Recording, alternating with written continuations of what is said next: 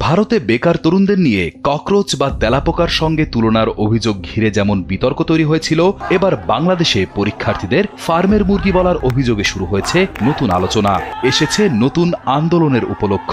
সম্প্রতি ভারতের সুপ্রিম কোর্টের একটি শুনানিকে কেন্দ্র করে সামাজিক যোগাযোগ মাধ্যমে বিতর্ক ছড়িয়ে পড়ে। অভিযোগ ওঠে, প্রধান বিচারপতি সূর্যকান্ত বেকার পেশাগত অনিশ্চয়তায় থাকা তরুণদের প্রসঙ্গে ককরোচ বা তেলাপোকার মতো শব্দ ব্যবহার করেছেন। অনেকেই এই মন্তব্যকে তরুণ সমাজের প্রতি অসম্মানজনক বলে সমালোচনা করেন। তবে পরে ব্যাখ্যা করা হয়, মন্তব্যটি সব বেকার তরুণকে উদ্দেশ্য করেছিল না, বরং নির্দিষ্ট কিছু অনিয়ম, ভুয়া যোগ্যতা ও পেশাগত অনৈতিকতার প্রসঙ্গেই এমন শব্দ ব্যবহার করা হয়েছিল। এবার বাংলাদেশে একই ধরনের বিতর্ক তৈরি হয়েছে শিক্ষার্থীদেরকে নিয়ে করা একটি মন্তব্যকে কেন্দ্র করে। এইচএসসি পরীক্ষার সময় দুর্যোগপূর্ণ আবহাওয়া, বৃষ্টি ও জলাবদ্ধতার মধ্যে পরীক্ষার্থীদের ভোগান্তির অভিযোগ ওঠে। অনেক পরীক্ষার্থী জানান, বৃষ্টির পানি, যানজট ও যোগাযোগ সমস্যার কারণে সময় মতো পরীক্ষা কেন্দ্রে পৌঁছাতে তাদের চরম সমস্যায় পড়তে হয়েছে। এরই মধ্যে সামাজিক যোগাযোগ মাধ্যমে ছড়িয়ে পড়ে একটি ভিডিওতে দেখা যায় এক পরীক্ষার্থীর সঙ্গে ফোনে কথা বলছেন শিক্ষামন্ত্রী ডক্টর আ.ন.ম এহসানুল হক মিলন।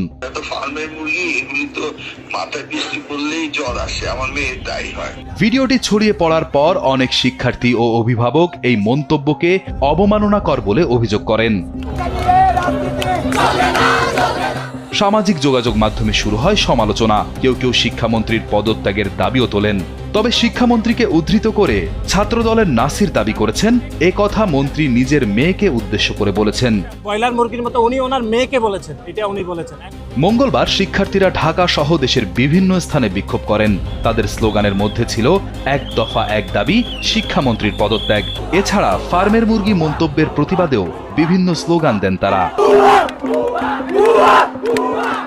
রাজধানীর সায়েন্স ল্যাব, নীলক্ষেত, টিএসসি ও উত্তরা সহ বিভিন্ন এলাকায় শিক্ষার্থীরা অবস্থান নেন।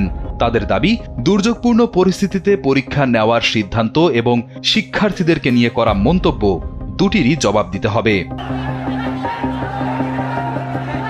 এ বিষয়ে জানতে চাইলে শিক্ষামন্ত্রী আ.ন.ম এহসানুল হক মিলন তাৎক্ষণিক কোনো মন্তব্য করতে রাজি হননি। তিনি জানান, সংসদে প্রশ্নোত্তরের পর তিনি এ বিষয়ে কথা বলবেন। অন্যদিকে আন্তঃশিক্ষা বোর্ড সমন্বয় কমিটির পক্ষ থেকে জানানো হয়েছে, চট্টগ্রাম ছাড়া অন্য সব বোর্ডে পরীক্ষা চলবে। পরীক্ষা ঘিরে শুরু হওয়া এই আন্দোলন এখন টক অব দ্য টাউন। শিক্ষামন্ত্রী কিছুটা বিপাকে পড়লেন, ব্যাখ্যা দিলেন। এতে কি ক্ষোভ থামবে?